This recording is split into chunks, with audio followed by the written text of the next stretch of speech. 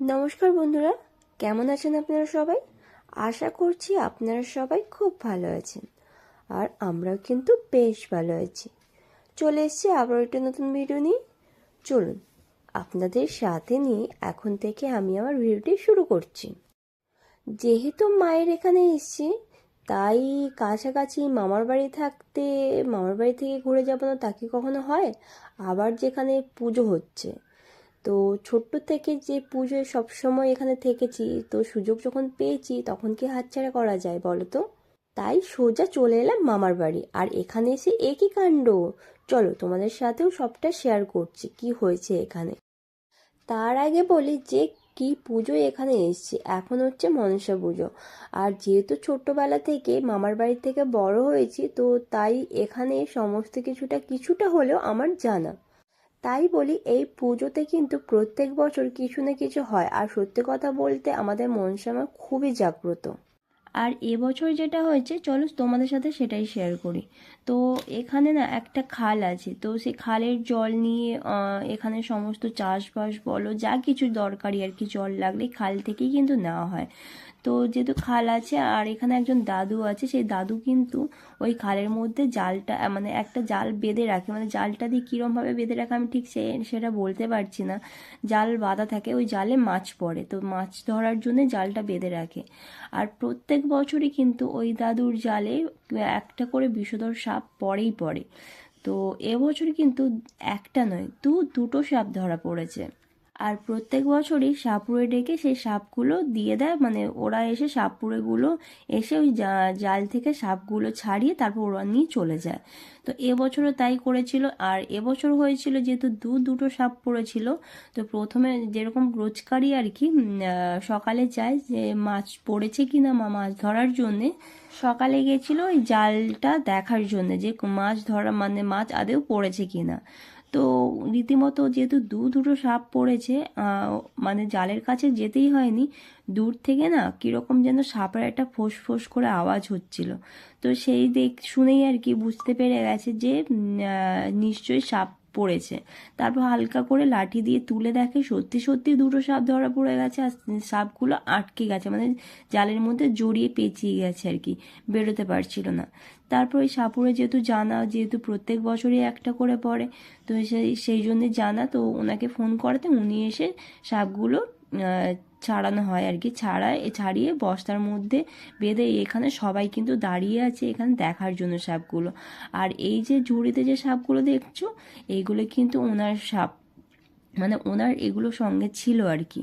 উনি যেহেতু সাপের খেলা দেখায়, তো এই সাপগুলো ছিল। তো আমরা এখানে সবাই বলছিলাম যে কি আছে দেখব, তার জন্য কিন্তু দেখছিলাম।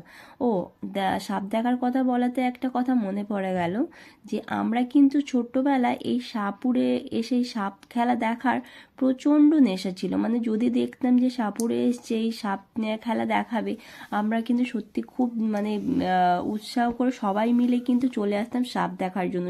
যত দূরেই আসুক না কেন আমরা কিন্তু যেতাম। যদি শুনতাম একবার কানে পড়েছে যে সাপুরে এসে সাপ খেলা দেখাবে, আমরা চলে যেতাম। আর সেই সাপ খেলা দেখার পর তারপর কিন্তু আমরা চাল আলু তার সাথে কোনো সবজি, যে কোনো সবজি আর কি ওদেরকে দিতে হতো, মানে সাপুরেদের দিতে হতো।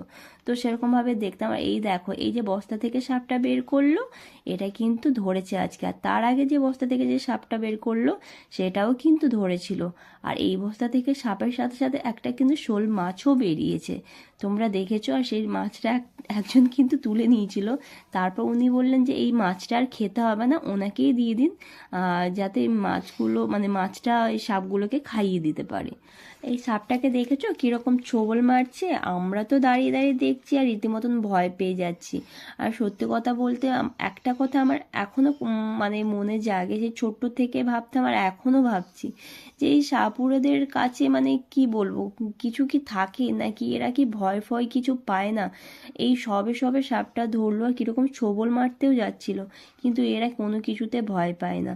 তো তোমরা কি কিছু জানো এদের কাছে কি কিছু থাকে? এটা আমার সত্যি সেই ছোট্ট থেকেই মানে মনের মধ্যে গড়ে, যে এদের মধ্যে কিছু থাকে নাকি এই ঝুড়ির মধ্যে কিছু থাকে। এই ঝুড়ির মধ্যে ভরে নিল, ব্যাস এবার চুপ হয়ে গেল।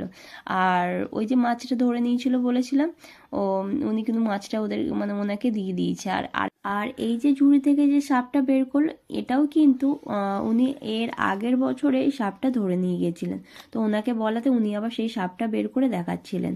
আর এইদিকে দেখো সাপটা গর্জনটা শুধু শোনো, মানে কিরম ভাবে ছোবল মারছে। চলো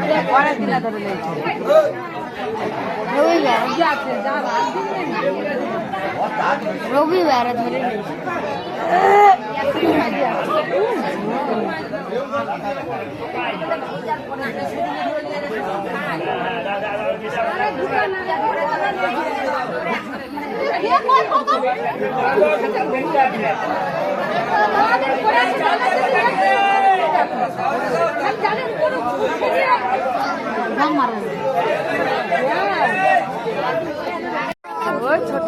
দেখেছিস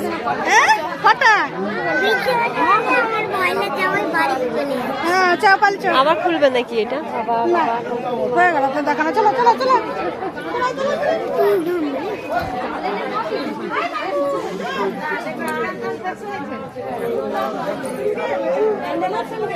আরেকটা দেখাবে।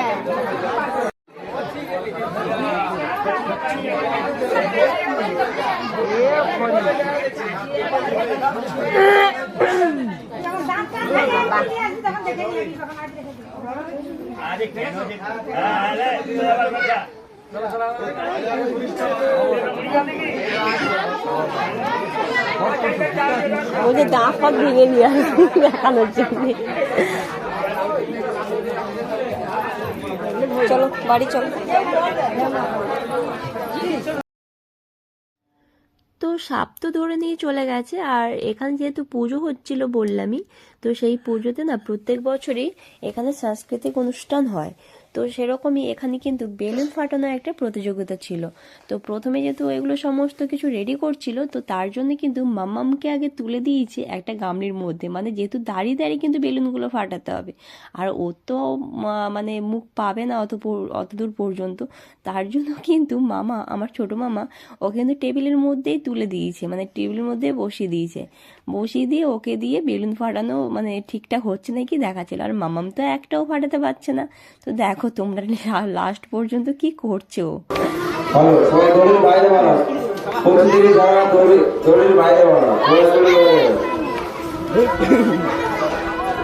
ভালো করে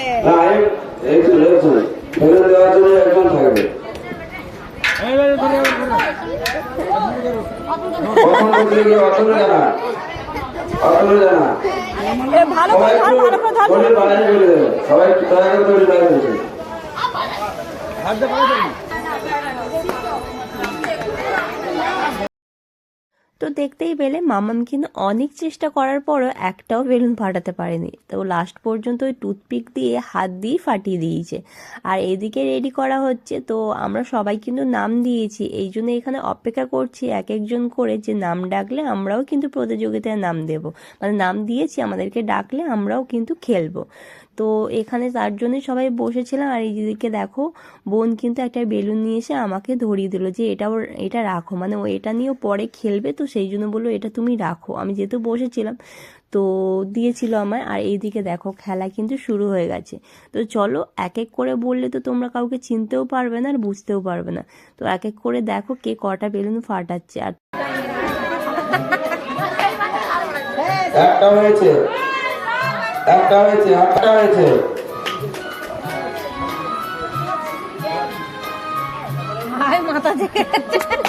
দুটো হয়েছে, তিনটে, কুড়ি ভালো হয়েছে, একটাই দাও, চারটে হয়েছে, পাঁচটা হয়েছে, ছটা হয়েছে, ফাইভ শেষ, এটা আমরা বেঁকে গেছে। এই তো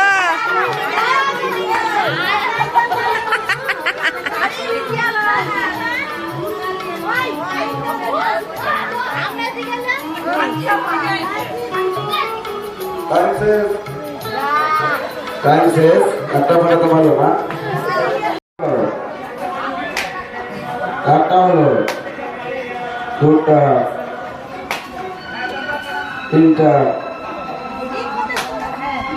চারটা, পাঁচটা, হাততালি দাও, ছটা, সময় শেষ, সময় শেষ।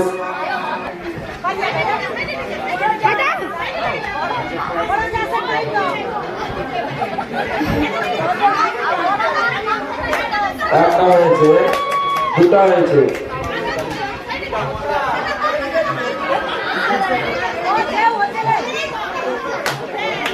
সময় শেষ, তিনটে হয়েছে। আমার মতন তিনটা একটা হয়েছে, দুটো। ওইভাবে হবে না, ওইভাবে হবে। সময় শেষ, দুটো হয়েছে, দুটো। চিনা চিনা লাগছে।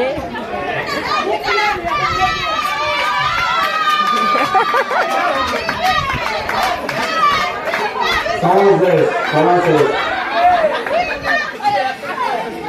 হাত পিছনে করো, শুরু করো। একটা হলো,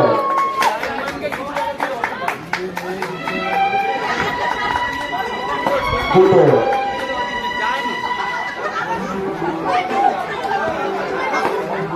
তিনটে, চারটে। সময় শেষ, চারটে, চারটে। কি পেয়ারা পারবি? মশা নাকি রে? সব তো পড়ে আছে বলুন।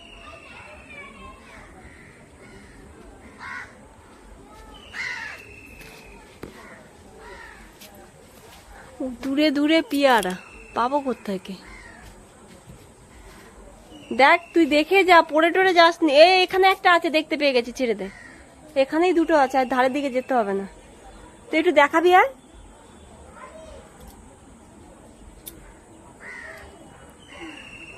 গাছে উঠিস নি বোন। না না না না না, পড়ে যাবি তুই। আরে তুই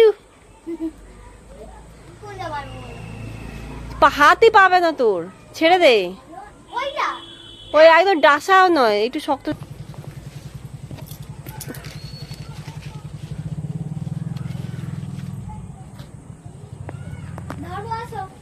এই যে এটা দেখবে। দাঁড়া দাঁড়া দাঁড়া, আমি এটা পেরে নি। আহা, এমনি ঝরে পড়ে যাচ্ছে রে।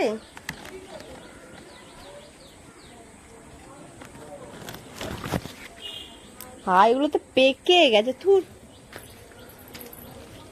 এত পাকা ভালো নয়। হ্যাঁ হ্যাঁ হ্যাঁ, বোন ঠিক দিচ্ছে। আর নয়, একদম পাকা। একটু শক্ত দেখে দেখ না। এইটা মানে শক্ত হবে।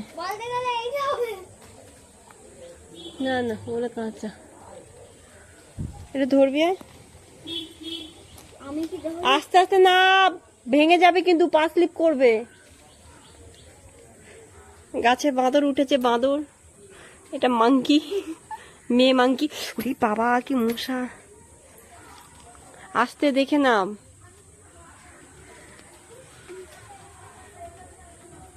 আজকে একটু মশার ভিড়টা বেশি। ওইটা কি নরম হতো, বোন নামে পড়লো ওইটা। ওই দে, ওই যে সামনে। আমি দেখতে পাইনি। এই যে তুই এটা বলে, ওটা শক্ত যেটা বলছো, হাত বাড়াও ওইটা। ওই সামনে একদম,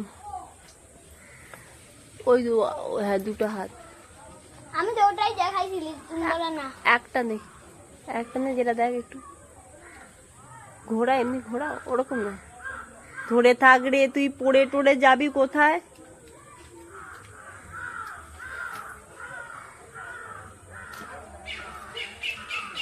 কোথায় নি বলতো? তো চলো তোমাদের সাথে মায়ের মুখটা একটু দর্শন করিয়ে দিই। আর একেবারে চলে এসেছি কিন্তু রাতের দিকে, যেহেতু এখানে অনুষ্ঠান আছে, তো সেই জন্য সবাই কিন্তু অনুষ্ঠান দেখতে এসেছি। তো তার আগে ভাবলাম তোমাদের সাথে একটু মায়ের মুখটা একটু দর্শন করে দিই। আর এইদিকে দেখো, মানে অনুষ্ঠান হচ্ছে, আর এইদিকে সবাই কিন্তু নাচতে শুরু করে দিয়েছে। মানে এত সুন্দর গান দিয়েছে, ওদের নাকি এই গানটা খুব পছন্দের। তো স্টেজে ওরা মানে নাচ করছে, আর এরা পাশে কিন্তু, এরা স্টেজের নিচে এখানে দাঁড়িয়ে দাঁড়িয়ে এরা কিন্তু সবাই নাচছে। আর আমি সেখান থেকে ছোট্ট একটা ক্লিপ নিয়ে তোমাদের সাথে শেয়ার করলাম। তো তো প্রথমের দিক থেকে মানে প্রথম থেকেই নাচ শুরু হয়ে গেছে, মানে এরা পাশে নাচছিল আর এখন চলে এসেছে পুরো লাস্ট মুহূর্তে, মানে যখন থেকে এরা বসেছে অনুষ্ঠান দেখতে তখন থেকে এরা নেচে যাচ্ছে সমানে। আর এক একজনের দেখো বসে বসেই কিন্তু নেচে যাচ্ছে, মানে দাঁড়াতে হচ্ছে না। তো আমি সবার সাথে মানে সবার একটু একটু করে ক্লিপ নিচ্ছি, যেহেতু আমি সত্যি কথা আমিও নাচতে একদম জানি না। তো তার জন্য কি আর করব, আমি এক একজনের নাচ দেখছি আর নিজেই হাসছি, মানে এক একজনের নাচ দেখে আমার হাসি পাচ্ছিল রীতিমতো। তো যে যেরকম পেরেছে সেরকমভাবেই নাচছিল, কিন্তু খুবই মজা হয়, নিজেদের মতন করে সবাই নাচানাচি করে আনন্দ করে, এই আর কি। মানে এই এক একটা দিন আসে, তো এতেই সবাই আনন্দ করে মজা হয়, তো সেটাই সবাই আনন্দ করে কাটায় আর কি। তো লাস্ট মুহূর্তে এরা সবাই আহ, বাড়ি যাবে, আর এরাও দেখো সব মানে বসেছিল যে আসনপত্র সমস্ত নিয়ে বোতল টোতল নিয়ে সবাই শুরু করে দিয়েছে নাচ। তো চলো আজকের ব্লগটি তোমাদের কেমন লেগেছে অবশ্যই আমি কিন্তু কমেন্ট করে জানাবে। আর যদি যদি ভালো লাগে তাহলে অবশ্যই আমার চ্যানেলটিকে সাবস্ক্রাইব করে দেবেন, আমার সঙ্গে থাকবেন, আমার পাশে থাকবেন। দেখা হবে আবার নেক্সট কোনো ব্লগে। তো এখনকার মতন টাটা। আর এই দিকে দেখো সবাই কিন্তু টাটা দেখাচ্ছে, আর যেহেতু একটা গান আছে না ওই টাটা বাই বাই, তো ওরা যেহেতু মানে অনুষ্ঠানটা শেষ করে দিয়েছে বাড়ি যাবে, তো সেই জন্য ওরাও একটা ওই টাটা বাই বাই গানে নাচছে আর এরাও নাচছে। তো আমি না তোমাদের সাথে গানগুলো শেয়ার করতে পারলে খুবই ভালো হতো, কিন্তু গানগুলো শেয়ার করতে পারছি না কারণ কপিরাইট খেয়ে যেতে পারি।